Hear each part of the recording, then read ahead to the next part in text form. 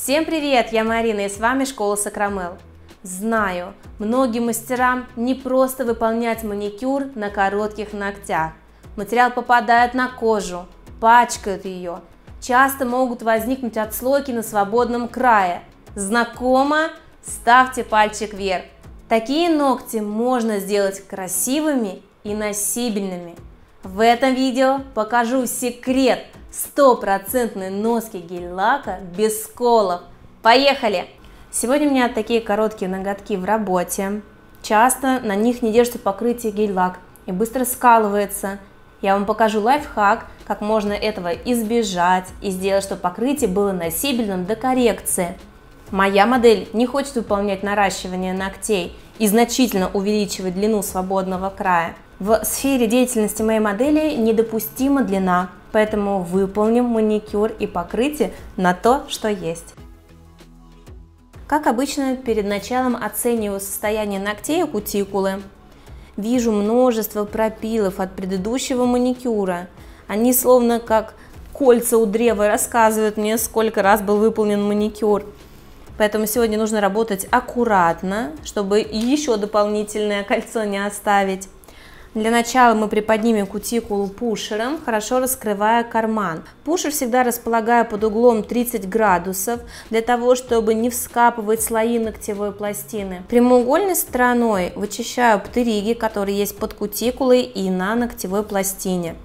В синусах выполняю скругляющие движения, чтобы случайно пушером не поранить их. Таким образом мы убираем часть птериги, и нам придется меньше работать аппаратом. Соответственно, меньше вероятность того, что мы оставим пропилы. Особенно это касается мастеров-новичков. Не пропускайте данный шаг, чтобы легче было выполнять маникюр. На большом пальце белая луночка широкая. Это говорит о том, что нет глубокого подкутикульного кармана, а ноготь в ростковой зоне очень мягкий, сильно продавливается. Нужно быть предельно аккуратным, поэтому без давления аккуратно приподнимаю палочкой. Поскольку кутикула у моей модели резиновая, буду выполнять комбинированный маникюр. Для приподнятия кутикулы и зачищения птериги использую алмазную насадку «Пламя». Ногти у моей модели не сильно арочные, поэтому взяла насадку диаметром 0,23.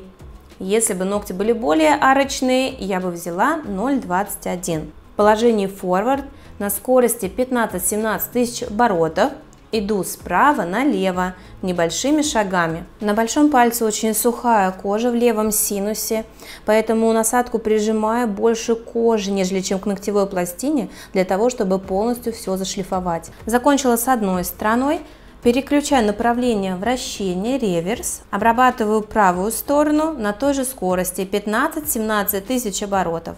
На каждом этапе очень хорошо оттягиваю кутикулу, чтобы видеть обрабатываемую область. На коротких ногтях часто дистальный валик выступает, огрубевает, поэтому на этапе маникюра его шлифуем. То есть маникюр – это не только кутикула, но и кожа вокруг ногтей.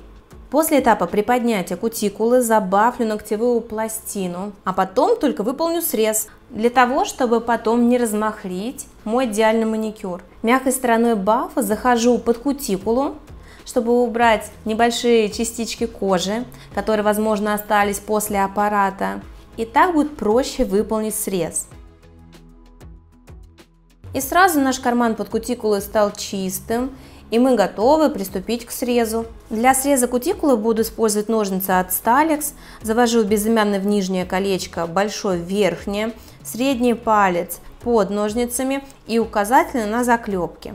Именно такой правильный захват ножниц, и если взять вот так, такое положение допустимо, если мы, например, срезаем небольшие заусенцы. Но посмотрите, что происходит с запястьем. Оно сильно сгибается, и они у вас могут болеть в процессе работы. Завожу нижнее лезвие под кутикулу, прячу его там. Ножнички должны стоять перпендикулярно, не заваливаться на модель.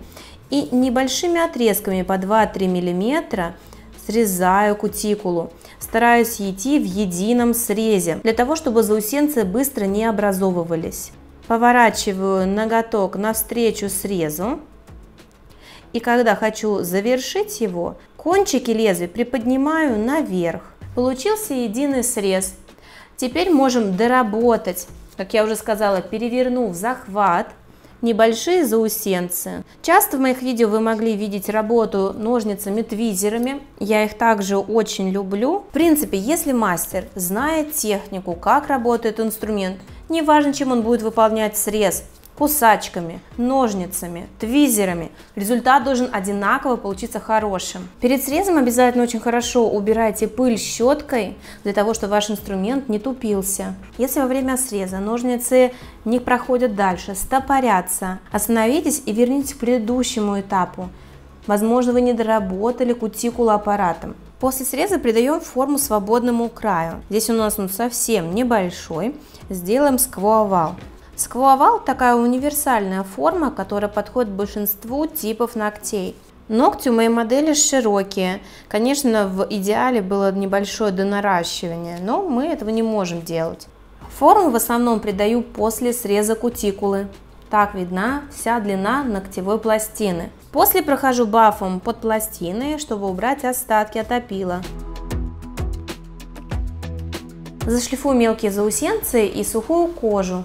Положение форвард на скорости 10 тысяч оборотов. Убираю пыль, обезжириваю ногтевую пластину. Мы закончили с этапом маникюра.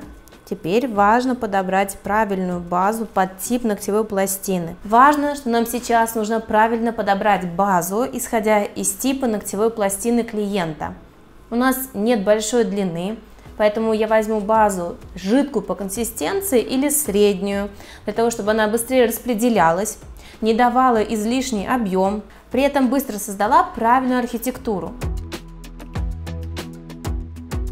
Но перед нанесением базы я хочу вам показать один способ, который поможет запечатать ногтевую пластину и избежать отслойки со свободного края. Для этого мне понадобится гель высокой вязкости, твердый гель, моделирующий.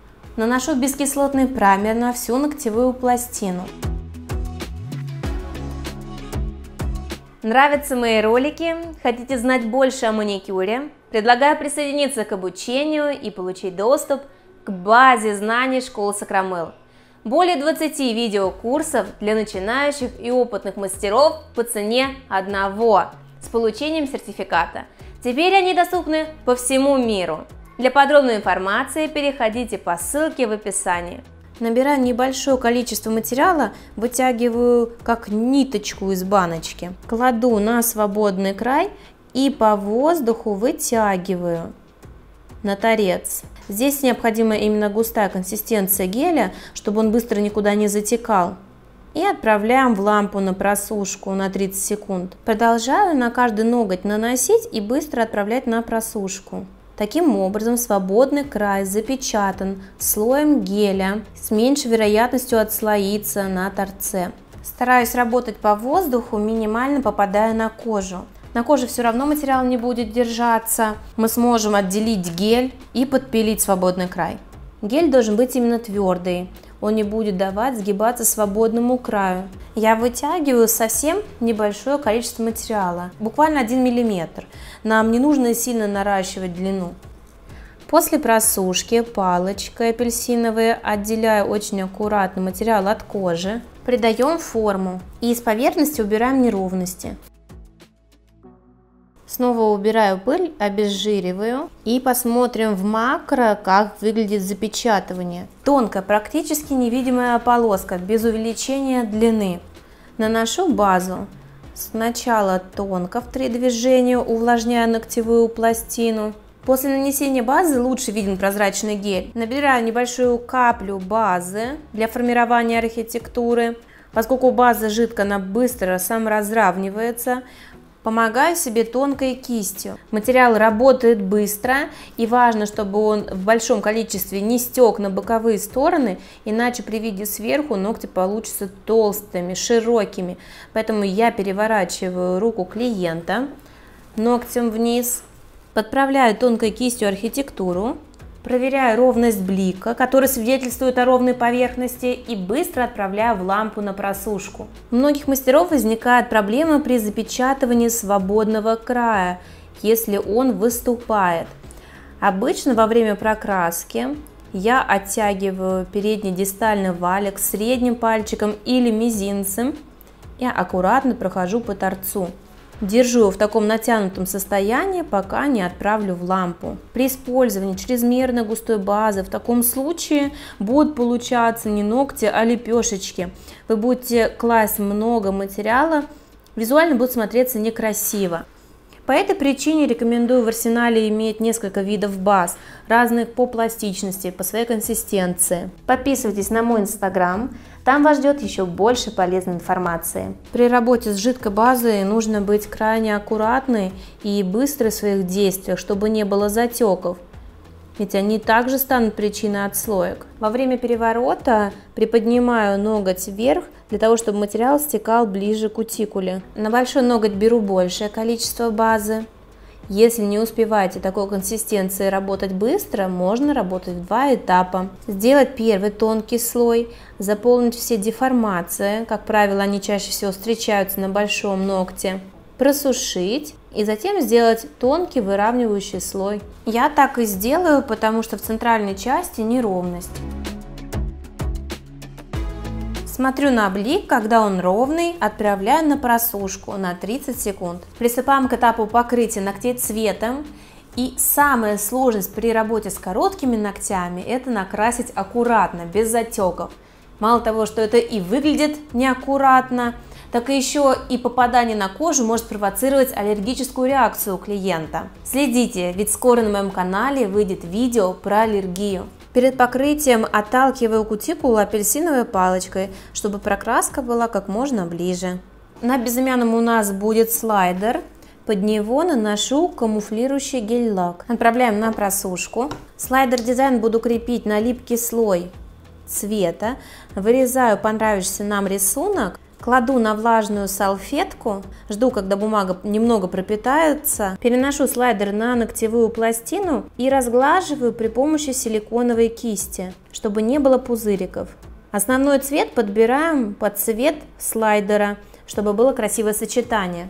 Оттягиваю кутикулу, пальчик кладу под наклоном вниз, прокрашиваю. И часто на этом этапе мастера запечатывают свободный край вот так вот веником. При этом кисточка пачкает подушечку. Мастера начинают подправлять это своим пальцем в перчатке. Все это размазывается по коже. Я вас прошу, не делайте так.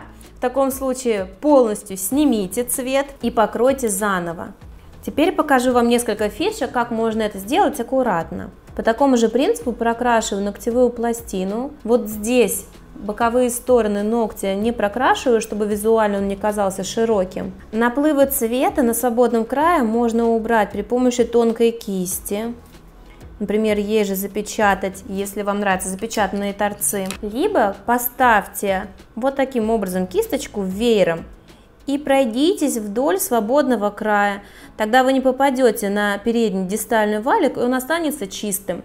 А при разравнивании материала главное не опускать кисточку вниз, а держать ее параллельно до самого конца. Тогда она не будет пачкать кожу. Кстати, когда мастера неправильно запечатывают свободный край, вот так вот материал попадает под ногтевую пластину, и в процессе носки от воздействия воды он отслаивается. Оттягиваю кутикулу. Второй слой уже не буду так глубоко прокрашивать, потому что он самостоятельно затечет по первому глубоко прокрашенному слою. Раскрываю синусы. Если зону синусов не прокрасить, то визуально будут ногти как трапеция. Свободный край развернув кисть. Набираю дополнительный материал для плотности. Длинные движения от кутикулы до свободного края. Кисть параллельно ногтевой пластине и не опускаю ее вниз. Подправить некоторые моменты можете при помощи тонкой кисти. Покрываю топом с небольшим выравниванием, особенно на том ногте, где слайдер, для того, чтобы топ не скололся.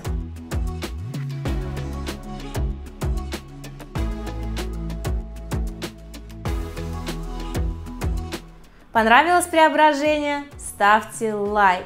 Работайте аккуратно, радуйте своих клиентов. Обязательно подписывайтесь на канал, чтобы не пропускать новые полезные видео. Всем успехов! Пока-пока!